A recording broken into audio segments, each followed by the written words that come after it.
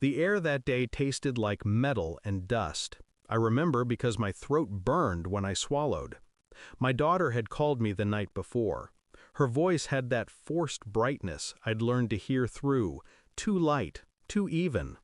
"Come for tea, Papa. It's been too long." So I went. I hadn't seen her in 3 months. Marriage had turned her quiet, obedient.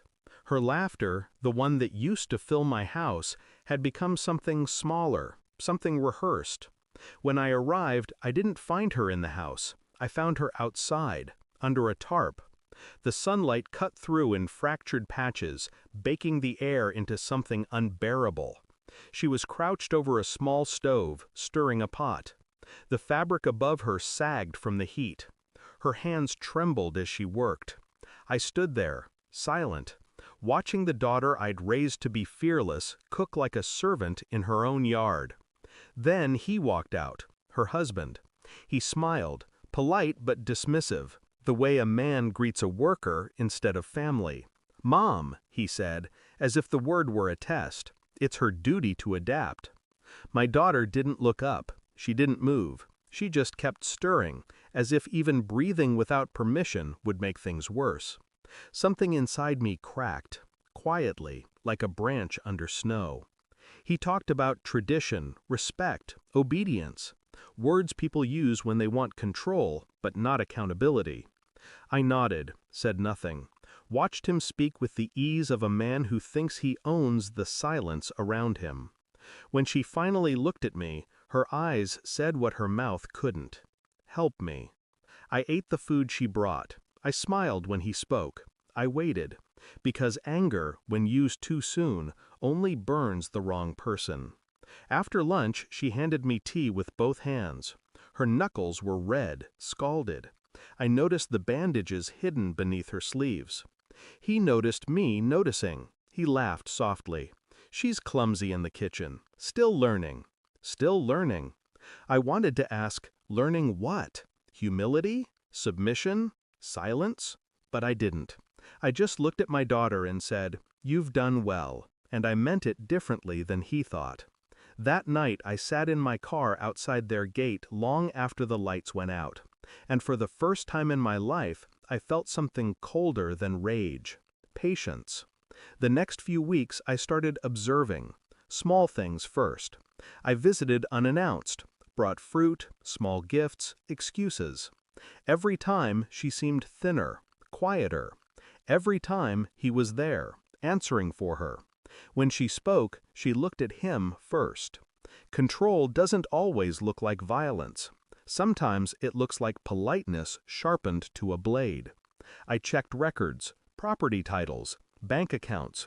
He'd transferred everything into his name within the first 6 months of marriage. He'd isolated her from her friends, even changed her number.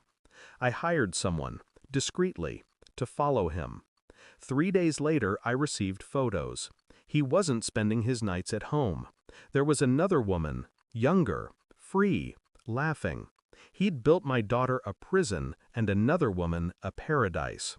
I sat in the dark that night and planned. Not out of rage, out of necessity. Because a man like that doesn't understand confrontation. He understands loss.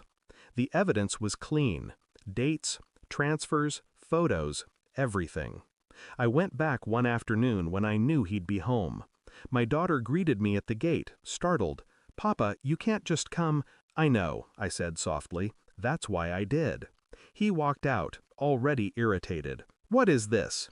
I handed him the folder.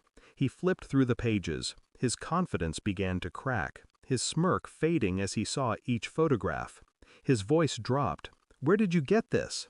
I didn't answer. I just turned to my daughter. "Pack your things." He stepped between us, blustering about family honor, about misunderstanding.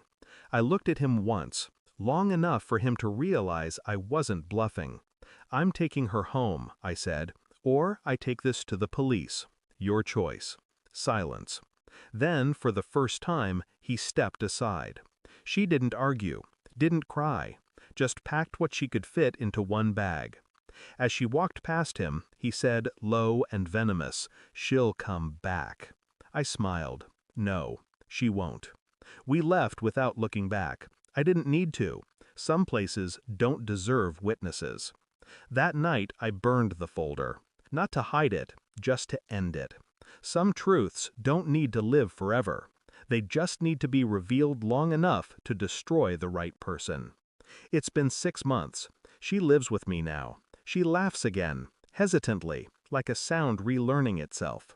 Sometimes she sits in the garden at dusk, hands wrapped around a cup of tea.